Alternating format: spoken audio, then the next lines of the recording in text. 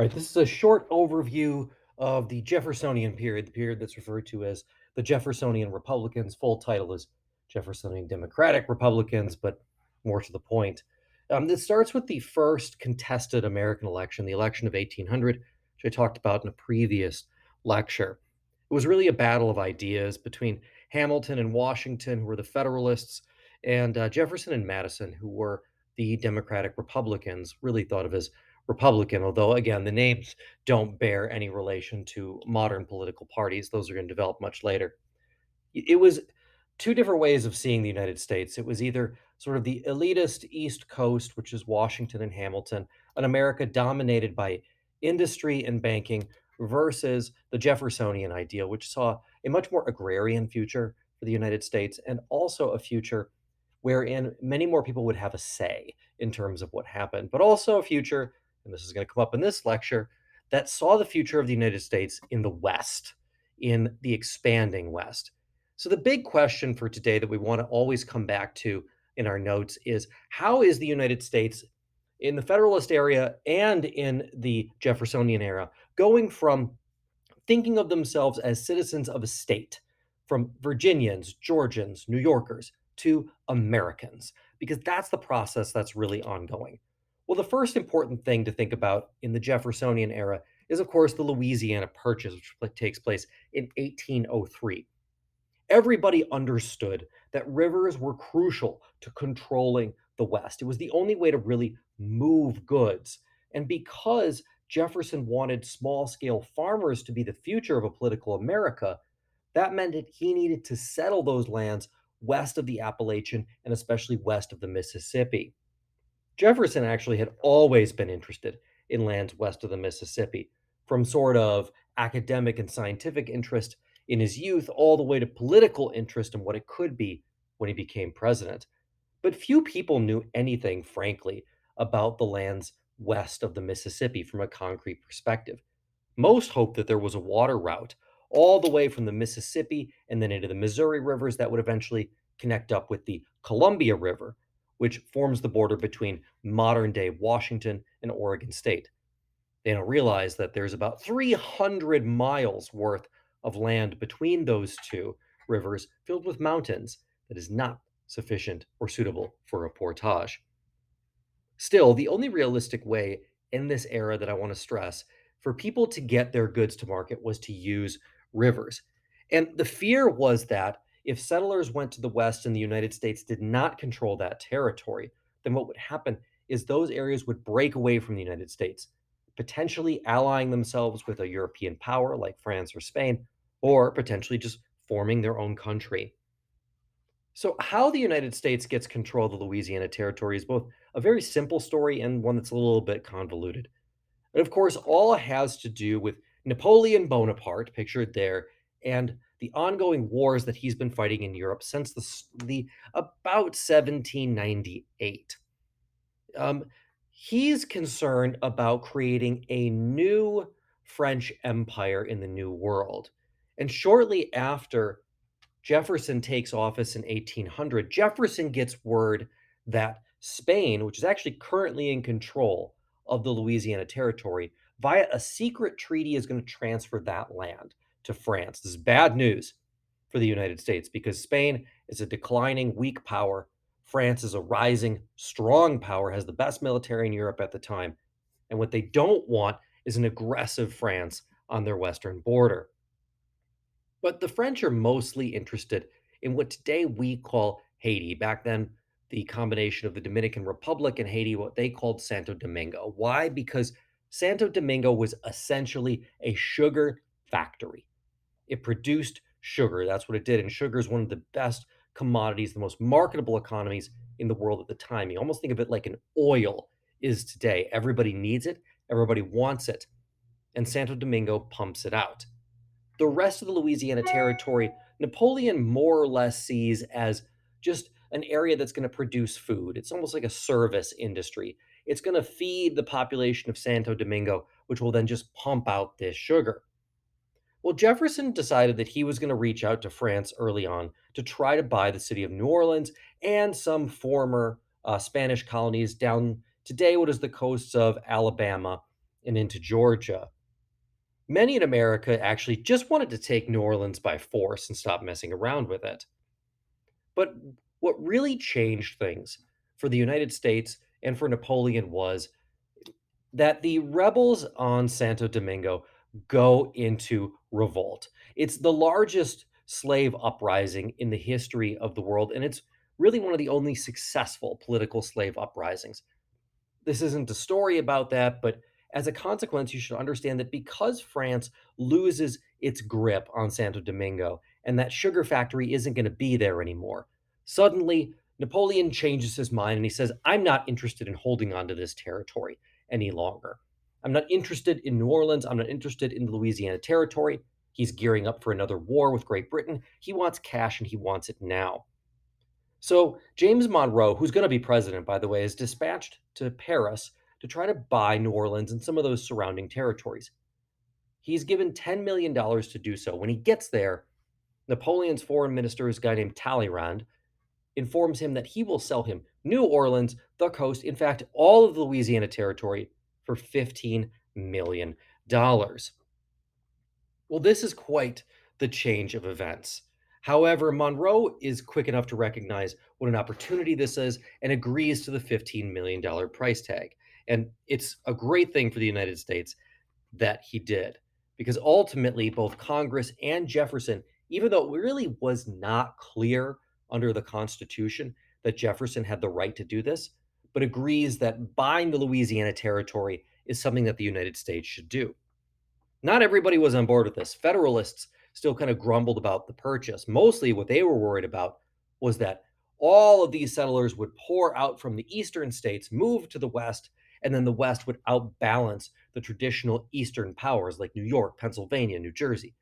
Now, by and large, that's not going to happen, but that's what they were worried about. It's a little bit ironic that what Jefferson does during his presidency is actually increase the power of the federal government by making this huge purchase. Because now you have all of this land, and you need to have people who are going to oversee the settlement of land. And critically, this is going to force Americans coming back to the idea of going from citizens of state to citizens of nation. This is going to force Americans to think nationally for the first time, because those people who go west, they're not going to be under a state power. In fact, what's going to happen is they're going to be under the auspices just of the federal government in these new territories. So that shifts the loyalties in a way that maybe Jefferson didn't anticipate, but we're certainly positive overall. Now, we had all this new land, but nobody really knew where anything was. So, what ends up happening is uh, President Jefferson dispatches Lewis and Clark because really, Americans knew less about the Louisiana Purchase than we know about Mars right now. We didn't know how expansive the Rocky Mountains were. We didn't realize that there wasn't a water road all the way. And we certainly didn't realize that the land was inhabited by hundreds and thousands of Native American tribes who were definitely unwilling to cede it to the United States. Jefferson, we believe, had plans to explore this region even before the purchase. And he turns it over to Meriwether Lewis and his friend Clark. It actually just so happens that Meriwether Lewis was living with Jefferson at the time that the purchase went through. So Jefferson actually personally trained him on things like botany, astronomy, all of these sort of things that he would need to sort of scientifically categorize the things that he was going to look for. And from there, Lewis recruited Clark to go with him on the expedition. The first and foremost goal was to find a water route from the Mississippi to the Pacific.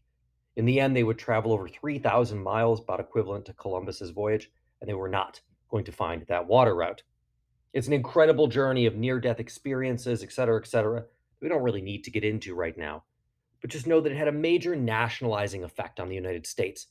It was seen as an American affair, not a statewide affair, and increased American pride in this idea of exploration. Americans were very proud of the Lewis and Clark expedition and got them to think of themselves as Americans, really, for one of the first times. Now, the other major unifying thing that's going on during this time period, I hinted at last time, and that's the Supreme Court. The question really gets down to who has the power to declare congressional acts unconstitutional, the states or the Supreme Court? John Marshall is the first major influential Supreme Court justice. And his decisions, again, go a long way to sort of knitting the country together, getting the country to think of itself as Americans. The key first case is Marbury versus Madison. Marbury versus Madison is really just all about the question of who is going to have the authority to make that decision as to whether or not things are constitutional or unconstitutional. Well, Marshall, in his famous decision, decides that it's the Supreme Court of the United States. And he decides that by simply saying that if the Supreme Court doesn't have the power to declare things unconstitutional, then no one does. And the system of checks and balances cannot go forward.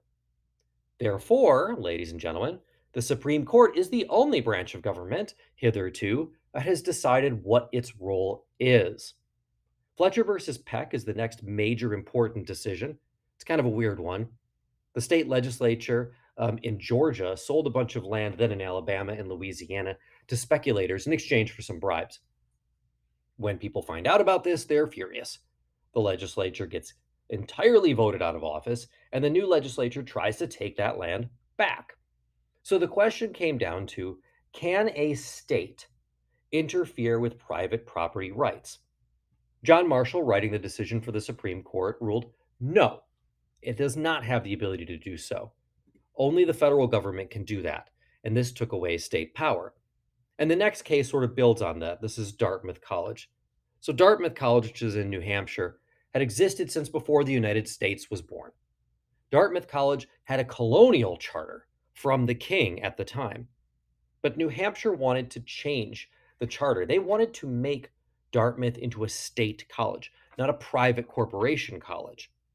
And so the question was again very similar to Fletcher versus Peck. It was, can the state change the terms of an existing contract?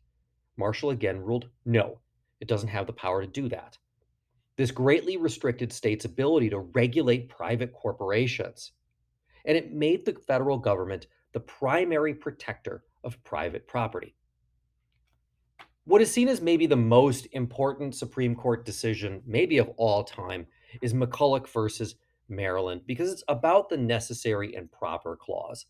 The question is really, Congress is delegated any and all powers necessary and proper to carry out anything that it's given expressly. This is the question between what's called an implied power and an enumerated power.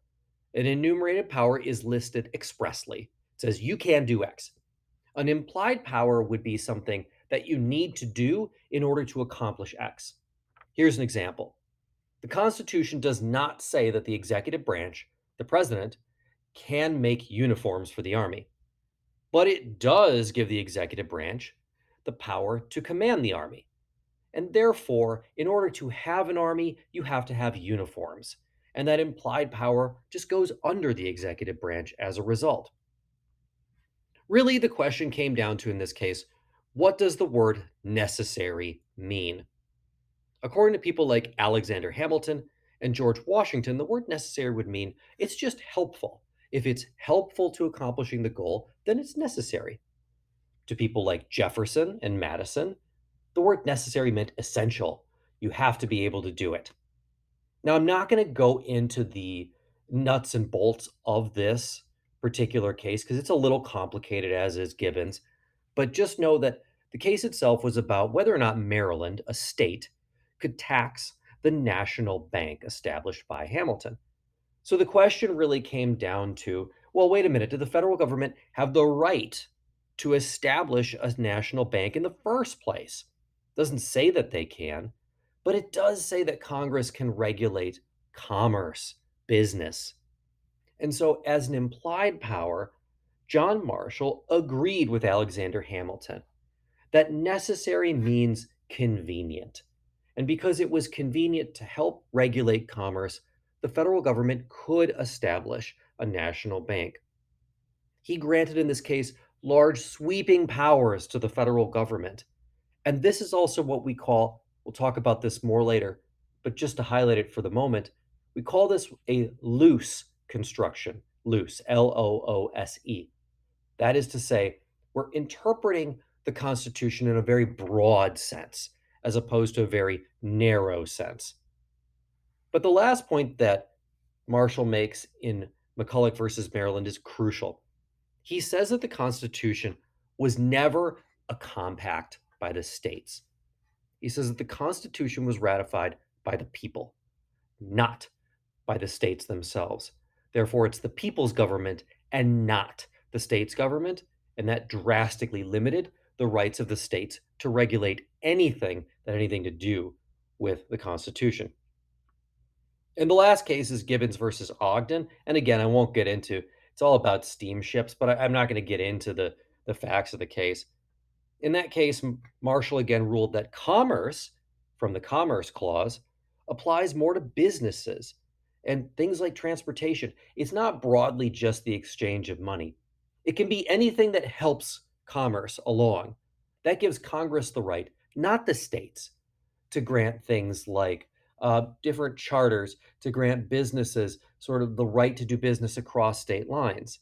And in the end, Marshall really narrowed down the state's authority in these situations. He said the states can really only regulate commerce if it is entirely within their borders, which nowadays is almost impossible.